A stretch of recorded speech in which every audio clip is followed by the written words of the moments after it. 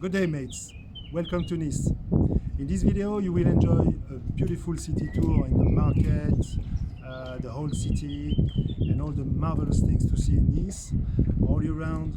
You will also have a cooking lesson with Rosa Jackson, our chef, to make a pissaladiere, specialty from Nice.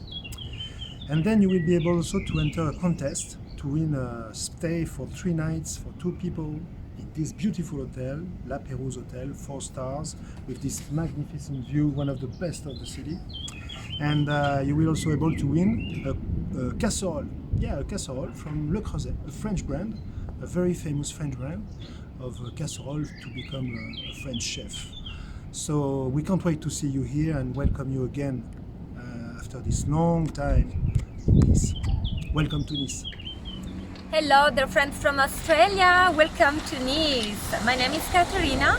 I'm working for the Nice Côte d'Azur tourist office, and today you're going to be with me. We just have met Mr. Zanon and our director, and we're gonna spend some time together for the rest of the day.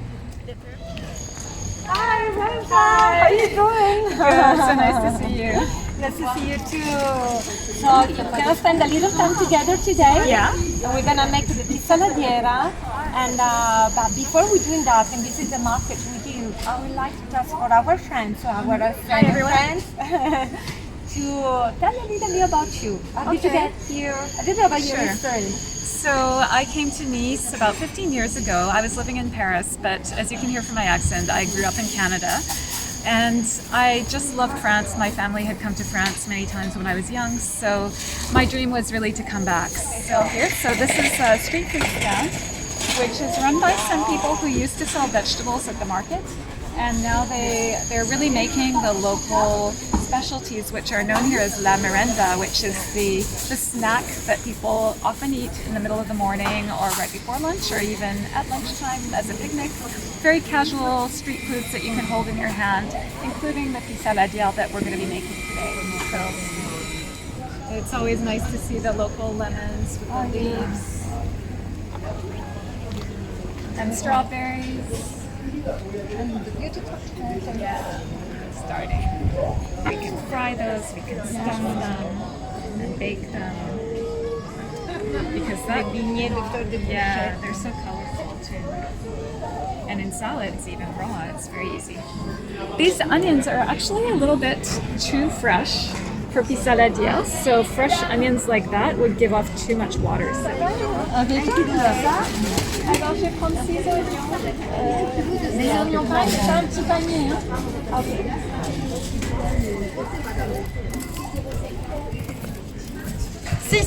Okay, I'll take this to guys. So here there's some local olive oil as well. You can see which olive mill they went to make it, and the date, which is important, so you know how fresh it is. And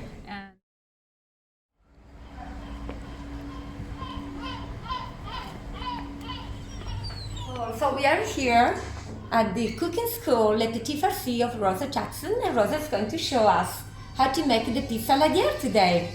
So pissaladiere is one of the most popular snacks in Nice. It can be a snack with a drink, or it can be part of a meal. And it's basically an olive oil flatbread with caramelized onions and olives and anchovies. And so anchovies are a traditional part of it. However, it's okay to make it without the anchovies. Some people don't like it. You can put the olives for the saltiness, but to be really authentic, it has to have the anchovies. So the bread dough is enriched with olive oil. I use an egg, not everybody does. That's a question of personal choice. Wow. And the egg actually makes it lighter. It makes it a bit fluffier and lighter, so I prefer it that way, but you can substitute olive oil if you don't want to use the egg, so extra olive oil. Great, Rosa, can't wait. Let's go make the pissaladiere. Okay, so when you're making pissaladiere, the first thing you want to make is the dough, because it's going to need to rise for at least 45 minutes to an hour, depending on the temperature of your room. The dough is very simple. I'm just using a regular all-purpose flour, preferably organic. There's 200 grams of that. And a teaspoon of sea salt. So this is a fine gray sea salt from the Atlantic coast in France. And the first thing I'm doing is just adding the sea salt to the flour, and I love to use my little scraper to mix, so I'll just mix that in. And I'm going to make a well in the center. That's going to be for the liquid ingredients. So here I have 80 milliliters of warm water. It should feel warm to the touch, so just lukewarm, the same temperature as your body. And I'm adding 2 teaspoons of dried yeast. So just regular dried yeast. You can substitute fresh yeast if you want to. And in that case, you would use twice the amount because fresh yeast has more moisture. And 1 teaspoon of regular sugar, but you can use brown sugar if you want. And I'm just going to mix those. And then I also like to use an egg. And I've got some beautiful Niçoise olive oil, so it's a bit of a luxury to cook with this, but it's got such a beautiful, delicate taste. It's made with those little Niçoise olives that are going to go on top of the pissaladiere. So these are all the liquid ingredients. And now that our yeast is already starting to bubble a little bit, I'm going to pour it into my well. And then I'll add the egg. Oh, a little bit of yeast there. The egg, you might want to break it into a smaller dish first, just to make sure there's no shell before you add it into your well. So you don't need to break it up, you can put it in directly. And then 2 tablespoons of olive oil, so that'll be 30 milliliters in total of olive oil. So you can use any olive oil for this as long as you like the taste of it. So your cooking one is fine as long as it's got a nice taste that you enjoy. And then with my scraper, I'm going to break up the egg right in the bowl, so right in the center with the other liquid ingredients. And then I'll just mix the flour in from the sides. So you can see it's pretty easy process so far. And I like to do this by hand. At this stage, I'm just going to kind of turn the dough in that flour so that it's a little bit drier on the outside, so it's still going to be a very soft dough, but this will just make it easier for me to work with.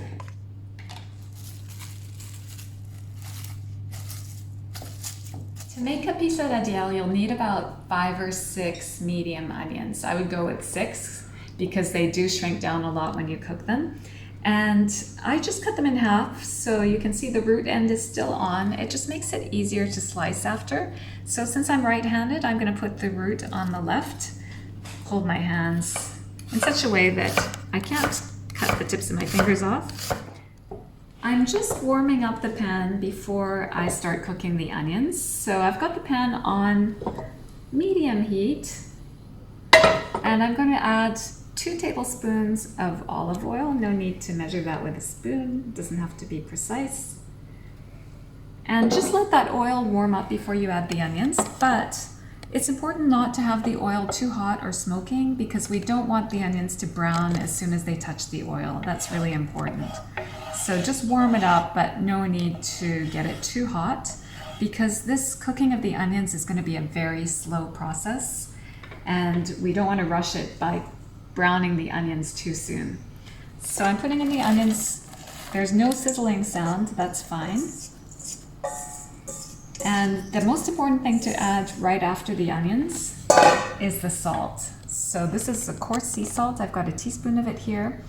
And it's coarse because I'm slow cooking the onions, so it's got lots of time to dissolve as they cook. I see a little piece of skin, so I'll take that out. And the other things you can add at the beginning are the thyme. So this is some thyme leaves, about half a teaspoon. You can use fresh thyme if you have some in your garden. We like to use the wild thyme from the mountains here. And this is the bay leaf. So we love bay leaves in the south of France. We use them all the time with slow cooked dishes. And now I can just hear a little bit of sizzling. I'm going to break up the onions. And the salt is going to help the juices to come out of the onions so that they don't brown too fast. And that's really important. We want the onions to cook with their own moisture. And in a few minutes, you'll see them start to soften. You're not looking for something completely dark. It's going to cook still more in the oven. So for me, they're really almost done now. And at this stage, this is when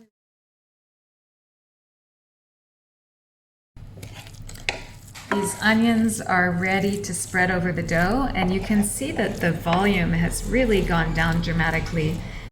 Okay, so now I'm going to knead the dough because it's mixed. It's a nice ball, but it's not really smooth yet. So I want to see it really silky and elastic, and I need to work the gluten that's in the flour, which is the protein, to really give it a nice bouncy texture.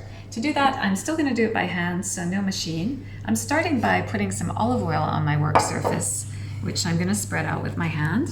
And that way my hand also has some oil on it, so that when I work the dough, it's not going to stick to my hand. If it's a little bit stuck to the bowl, I can use my scraper to get it out. And I'll just coat it with oil, and you can see it's a really soft dough. And the reason I like to keep it soft like that is that the more moisture is in your dough, the better the texture will be once it's cooked. So if your dough feels dry and stiff now, it's going to be dry when it's cooked. So now this is my kneading method. It's a little surprising. So I pick it up, I slam it down, and you can see as I do that, it stretches the dough. I fold it over, and I give it a quarter turn. I do this for about a minute. If it gets a little sticky, like you can see a little bit sticking to my fingers there, it's okay to put a little bit more flour. And when I feel it with my hand, it's quite bouncy. Like if I touch it, it's actually bouncing back now. It should really feel silky and smooth. It should look smooth. There's no different colors in there. It's all an even color now. And then as you can see, it's a bit, right now the shape is a bit shapeless. So we need to give it some shape before we let it rise. And to do that, I just cup my hands like that, and I'm gonna turn it. So I'm actually squeezing it at the bottom. You can see it's a little bit sticky. So I'm squeezing it and turning it, and I end up with something that's a much nicer, rounder ball. And that way it has a nice shape so that when it rises, it'll rise more upwards, it'll have more structure.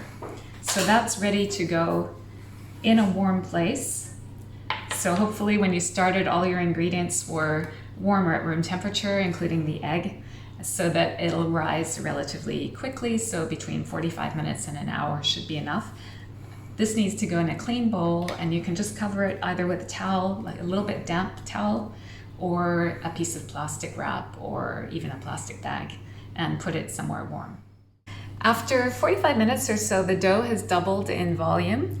So now I need to turn it out and just remove some of the air. You can even see the bubbles as you look at it closely. I'm putting some flour on the surface, and some flour this time on my work surface as well. And then I'm going to take my scraper and just remove the dough from the bowl. You can see it's very airy now. It's still a very soft dough. I'm going to put a little more flour on top. You can see when I use flour, it's never very much. And then just press the air, and you can see how nice this dough is. But see, I'm being very, very gentle. I'm not what they call punching down the dough. I would not punch the dough at this stage. I'm going to oil the pan before I stretch the dough. So a little bit of the olive oil. And I think with your hand is the easiest way to do this. But if you So the dough has been resting about 5 minutes. And you can see it's already starting to bubble a little bit. It's time to move it to the pan. I'm gonna use my scraper. Right out, I'm gonna put a little bit of olive oil on my hands. Now we have our onions, which I'm just going to just dump them in the middle. Don't worry about spreading them out right away. And then you can take either a spatula or a flat wooden spoon like I am, and just spread them all the way to the edge, all the way around. And don't be surprised if it doesn't seem like you have a ton of onion. That's normal at this stage. So this is ready to go in the oven. The oven is set to 200 degrees Celsius. And you can use, of course, I said I'm using the soka pan today, but a pizza pan works very well. Or you can even do freeform on a baking sheet. So don't worry about not having this pan. The oven is preheated, so it's already very hot. And I'll just slide it in and set the time to 25 minutes, well, 20 minutes, so that I can add the anchovies and olives.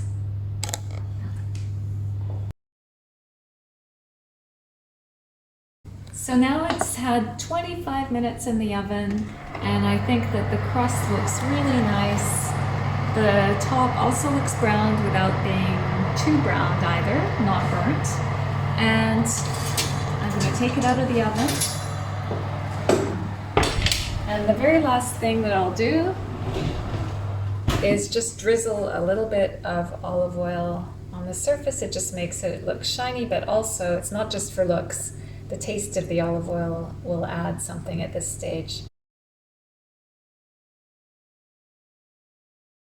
Are you ready to walk with me and visit the Castle Hill Botanical Park? It's one of the major parks and the best one in the whole town. It's a gathering place. Come to see and be prepared. It's a little physical challenge for you today. And here really you find the roots of the Niçoise history. In fact, here you see some of the rest of the old town which was set down here as a first place. There we are in the famous Promenade des Anglais, very well worldwide. It's the most beautiful place you can find in the south of France. 7 kilometers from the port to the airport, 7 kilometers of sun, beaches, people, fun, really the place to be. And there we are in the Plaza Rossetti with the Santa Reparata Cathedral Church, which is a real jewel of the Baroque style, Roman style. And you will see also the beautiful little homes with colorful and large windows like the usual Niçoise style. But when you will come to Nice and you're looking for a real Niçoise restaurant, make sure you see the label, Cuisine Niçoise. And when you see this label, you know that the restaurant is certified, and for sure you can know. And there we are in the beautiful Plaza Garibaldi. And how you can see here, there are beautiful frescoes, and it's an Italian style plaza. There we are on the port of Nice. And what you see here are the small, beautiful pointures. Those are the very great little boat, maybe to have a ride on the bay and get from Nice to Villefranche or Saint-Jean-Cap-Ferrat and discover other places around the coast.